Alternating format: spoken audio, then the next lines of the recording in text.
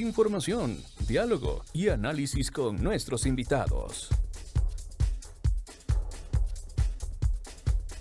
Amigos, son las 7 de la mañana con 24 minutos. Seguimos hablando de los siniestros en las vías y amanecemos con información en este sentido. Tenemos un reporte que nos llegó hace unos minutos y que da cuenta de un choque registrado entre un camión de recolección de basura y un motociclista en la zona de La Biloxi. Este accidente provocó la muerte del conductor de la moto, según nos reportan.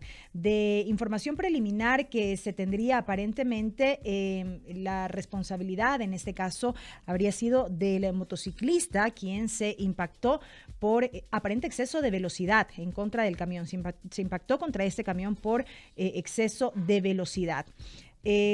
Un hecho que se sigue sumando precisamente a las cifras de siniestros de tránsito aquí en la capital y sobre lo cual la municipalidad ha desplegado todo un plan, toda una estrategia con una serie de acciones para reducir estas cifras, digamos, en las vías de la ciudad. Pero, ¿qué tendría que ver la siniestralidad vial con la salud pública? ¿Por qué decimos que la siniestralidad vial es un problema de salud pública? Se lo vamos a preguntar precisamente esta mañana a Miguel Malo, él es secretario metropolitano de salud, quien está esta mañana con nosotros aquí en cabina. Miguel, bienvenido, buenos días. Buenos días, un gusto estar con ustedes. Es una pregunta fundamental, ¿no? Porque históricamente, desde que hubo el primer decenio de la seguridad vial de Naciones Unidas, que fue hace casi 20 años, justamente por identificar este problema a nivel mundial de las muertes por siniestros de tránsito, la Organización Mundial de la Salud fue la Secretaría Técnica para este decenio de seguridad vial, al igual que el segundo decenio ahora, ¿no? ¿Y por qué? Primero, porque estamos hablando de la salud y el bienestar de la población en general, ¿no? Y estamos hablando en este caso particular de las muertes por siniestros de tránsito, de la quinta causa de muerte en el país y la segunda causa de muerte en un grupo entre 5 y 29 años. Uh-huh. Pero adicionalmente, Belkis, una cosa que no se ha hablado mucho y hay que tomarla mucho en cuenta y tal, el promedio que tenemos es de que hay por lo menos 40 heridos por cada muerto en los siniestros de tránsito. 40 heridos en promedio. Por cada muerte, uh-huh. ¿no? Y eso, ¿qué significa? Digamos, buena parte de estos heridos son con discapacidad y algunos de ellos son unas serias discapacidades, ¿no? Uh-huh. Y eso entonces, además de las muertes, significa un peso enorme para las familias, para la sociedad. Entonces es el primer aspecto desde la perspectiva de salud pública. Pero el segundo importante, ¿qué manejamos nosotros en salud pública? Uno de los aspectos que es importante desde el punto de vista epidemiológico, los factores de riesgo, es decir, cuáles son las cosas que están relacionadas con estas muertes y estas heridas. Y es clarísimo lo que tenemos en temas de seguridad vial, ¿no? De siniestros de tránsito. Es decir, la mayoría tienen que ver con el problema de la velocidad, ¿no? Y mientras más velocidad aumenta el riesgo de heridos y sobre todo de muertes. Siendo el exceso de velocidad la primera causa de y accidentes además de tránsito. La causa adicional con otras. Es decir, es un delito gravísimo que una persona maneje bajo los efectos del alcohol. Uh-huh. Pero las consecuencias de eso no son las mismas si va a 30 kilómetros por hora o si va a 100 kilómetros por hora, ¿no? Uh-huh. Es decir, ahí es el tema fundamental, el tema de la velocidad. El segundo es la conducción bajo los efectos del alcohol, la distracción ahora con los celulares, ¿no es cierto?, en las causas. Entonces, ese es el segundo aspecto del tema de salud pública, es decir, que podamos identificar los riesgos y, por tanto, identificar dónde hay que intervenir. Pero hay un tercer punto que creo que tiene que ver con la salud pública, Belkis, y que es fundamental, es decir, esta construcción de culturas al respecto del manejo, ¿no? Y yo pongo el ejemplo, digamos, la ruta viva tiene 10 kilómetros, ¿no? Si una persona va a 120 kilómetros por hora, con el altísimo riesgo de muerte o de que sea causante de muerte de otros, y no va a 90, la diferencia en 10 kilómetros es 1 minuto y medio, 2 minutos. Es decir, por 1 minuto y medio, 2 minutos, estamos arriesgando la vida propia y estamos arriesgándonos a ser responsables de muertes de otros, ¿no? Creyendo que eso nos va a abonar en algo, que 1 o 2 minutos que a veces no lo tenemos presente, solamente tenemos la idea de que ganamos tiempo, digamos así. Exactamente. Y es peor todavía en las calles que no son de alta velocidad. Es decir, estamos hablando de que el límite de velocidad en la ciudad es 50 kilómetros por hora. El promedio, con todo el tránsito que tenemos, por ejemplo, aquí en Quito, ¿no?, es 30, 40 kilómetros. Y pueden acabar con el alcalde porque exige que vayan a 50 kilómetros por hora. Es decir, hay un problema de paradigma ahí con el tema de la velocidad que es tremendo, ¿no? ¿Cómo no vamos a tener papás o mamás que estén peleándose para que alrededor de las escuelas la velocidad sea 30 kilómetros por hora? Y la ciudadanía, por el contrario, no, protestan. ¿Por qué nos ponen la baja velocidad? ¿Por qué ponen rompevelocidades, ¿no? Entonces, es un tema cultural que hay que trabajar mucho también desde esta perspectiva de salud pública, ¿no? Es decir, creo que es uno de los puntos fundamentales, porque es ese paradigma, por ejemplo, de toda la planificación urbana que ha sido tradicional para decir, vamos a hacer que en las calles los carros puedan ir más rápido, ¿no? Y nos olvidamos de ese que es el otro punto fundamental también desde el punto de vista de salud pública, de la equidad en el espacio público. Es decir, cómo planificamos el tránsito y la movilidad pensando en las personas que son las más vulnerables en la vía pública, en este caso peatones, ciclistas, ¿no? Y el otro tema, Belkis, que es fundamental en lo que tenemos de los datos nuestros aquí en Quito, estamos hablando de que el 44% de las muertes son motociclistas, ¿no? Estábamos viendo este último caso, ¿no?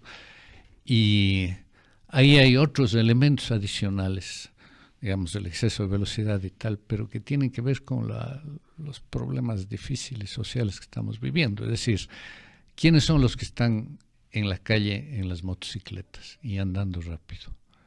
Los que están involucrados en esto de este trabajo que muchas veces es totalmente informal porque no hay, es decir, son los que se autoexplotan haciendo más mensajes al día o dejando más servicios al día, ¿no?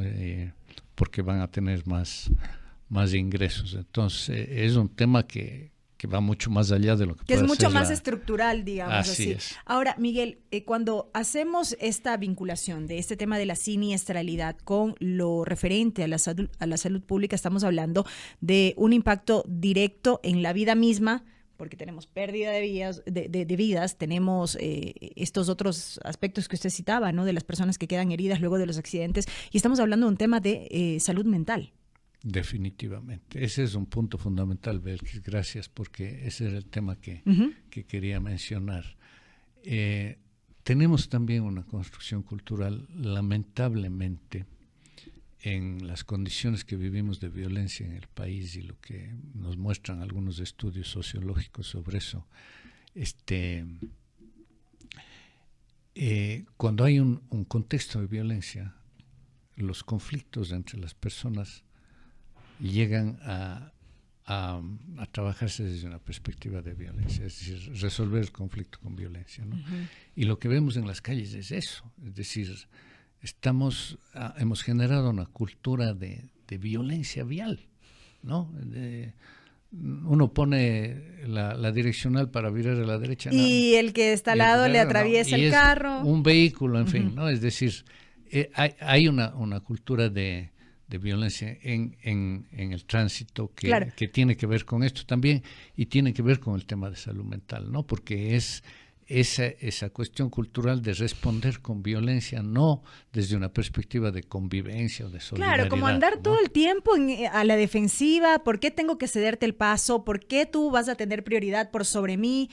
y situaciones que dan cuenta de esto. Cosas tan elementales como, por ejemplo, el momento en que está en un semáforo verde, pero que ya no hay más paso porque hay el tránsito.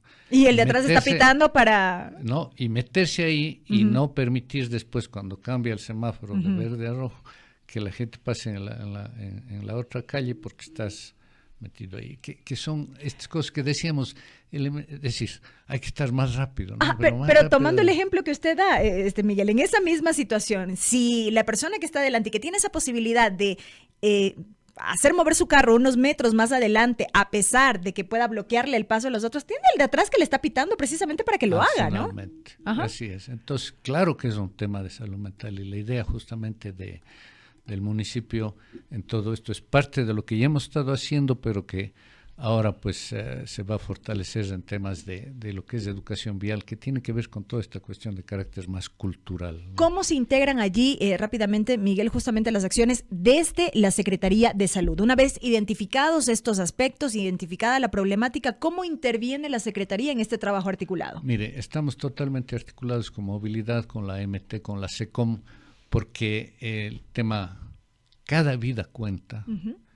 Es un tema fundamental, ¿no? No estamos hablando de infraestructura, de pavimento, de asfalto, de iluminación. También es parte de eso. Estamos hablando pero de la vida. Lo más importante es que estamos hablando de la vida. Y ese es un tema fundamental. El otro es, vamos a incorporar como parte de este paquete que usted conoce, que tenemos de escuelas saludables, todo el tema de educación vial también ahí, ¿no? Hemos trabajado todo lo que es la parte de cada decisión cuenta, pero adicionalmente estamos ya con un trabajo que vamos a fortalecer para el tema del consumo del alcohol, que es otra cosa fundamental, ¿no? Es decir, ahora tenemos todo un paquete que se ha trabajado ya en los años pasados y que vamos a seguir fortaleciendo para, por ejemplo, las fiestas de Quito, ¿no es cierto? Con una serie de...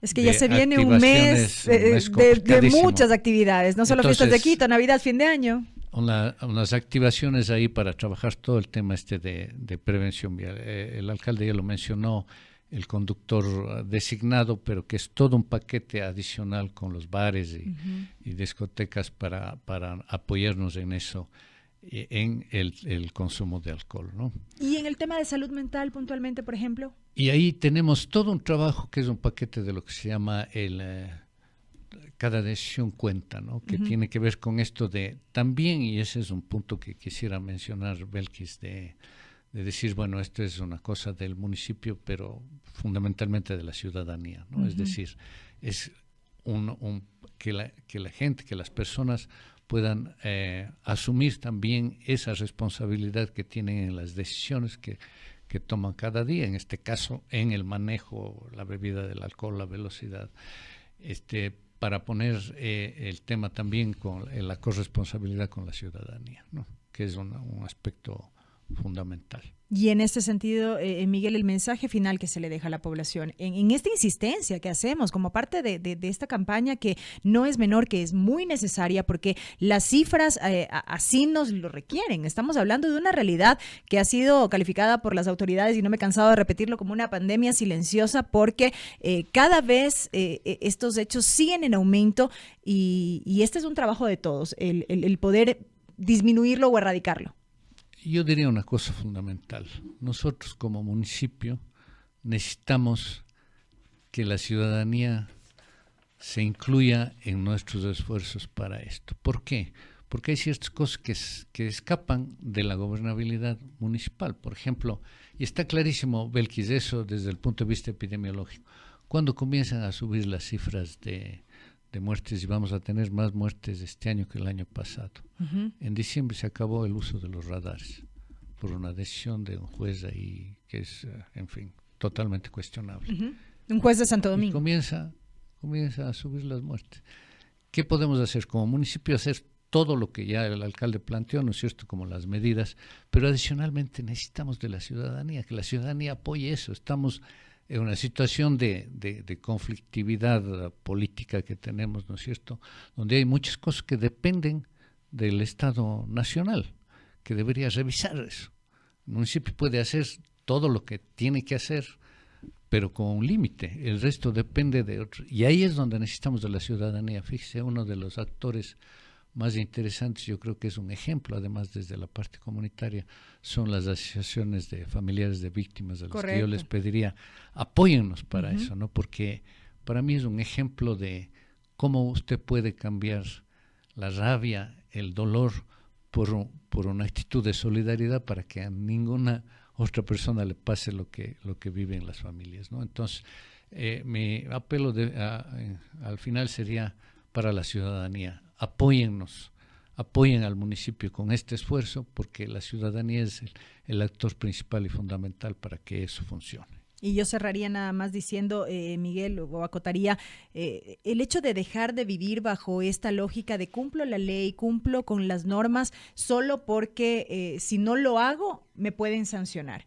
Esa no debería ser la idea. Las normas y las leyes están para cumplirlas, porque es parte de el poder establecer esta convivencia, digamos, armónica como sociedad. Pasa con el tema de los radares que usted decía. No están funcionando en muchos casos, en algunos puntos del país, por no decir en todo el país. Pero más allá de aquello, si bien están como un tema preventivo y no hay una sanción, eso no me da a mí pie para decir, bueno, es mi potestad respetarlo o no, porque al final del día no me van a sancionar, no voy a tener una multa económica. Deberíamos cambiar esa lógica también. Definitivamente.